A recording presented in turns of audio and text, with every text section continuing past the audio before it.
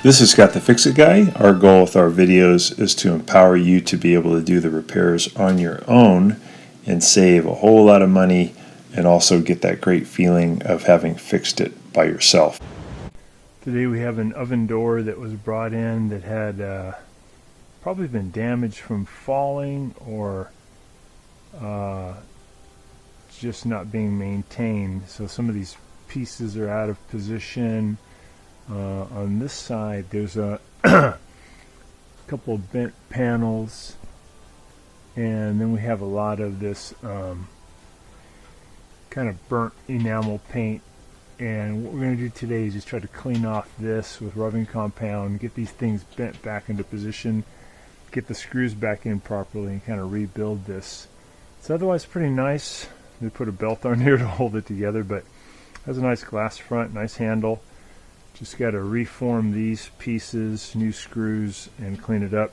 Already cleaned up this one a little bit, and we're just using just some rubbing compound and then slightly abrasive surface. So we get a little bit on there, and then we're just rubbing it in, kind of like we would do if you had a paint imperfection on your car. You could rub out the scratch, and basically it blends in some of the healthier paint or the non-affected paint. This is pretty strong porcelain paint, so it can take a strong abrasive rubbing compound. This is heavy duty cleaner, and I'm putting it on with an abrasive sponge, and then you can just polish it off. So I'll do that first. I'll get these all polished up, and then we'll go into the bending the metal properly and then putting in the screws to get it all attached. But that's shining up a little bit better. It's getting rid of that kind of burn look, and we'll take a look at this here in a few minutes, show you how it looks. So these burn marks are pretty bad. Just accumulated probably grease and getting overheated. We're going to use a little easy off. Let it sit there for a sec, and then we'll try some other means too. We're just going to put that on pretty thick, and this stuff works good if you can let it sit on the affected area.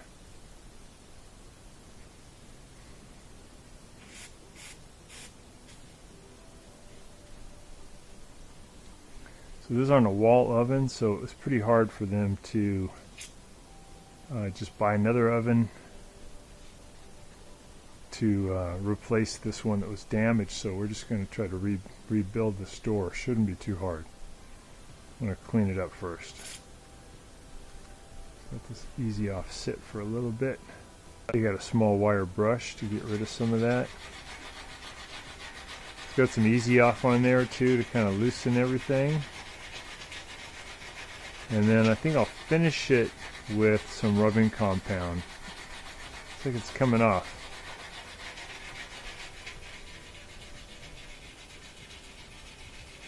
I believe it's just probably burnt grease that builds up, just like on the inside of the oven. Definitely an improvement. So definitely better. Now we're going to go to an abrasive sponge, and we're going to use some rubbing compound. So we get some on the sponge, and I'm just going to rub it in there, and it kind of blends the paint with the affected paint and can get it also cleaned up pretty good. Like if this is any just baked on stuff, it's more likely this is going to get it off. Getting better. We're going to put some rubbing compound on the wire brush to get into some of this more intense stuff here. Just rubbing off the rubbing compound now, and it's almost back to pure white. Now comes the time where we get to reform the metal. So I'm just taking out the old screws that were holding it in. There were actually only like 2 screws that were holding it in. The other ones had fallen out. And I think that was probably part of the problem too. So we're getting out the old Phillips head screws. And now I have a crescent wrench, and I just open up the crescent wrench a little bit so it's about the width of the metal. And I'm going to use that to gently bend the metal back into its original position. So this works really well because the crescent wrench really grabs the metal securely, but it doesn't scar it up. Vice grips would probably like scar up the enamel paint. It's pretty gentle. And I just do a little bit of bending, minimal amount as possible, and I'm just trying to get it all straight again. So just take your time here. If the metal's rusty, be careful not to bend it too far because the metal can have metal fatigue and break.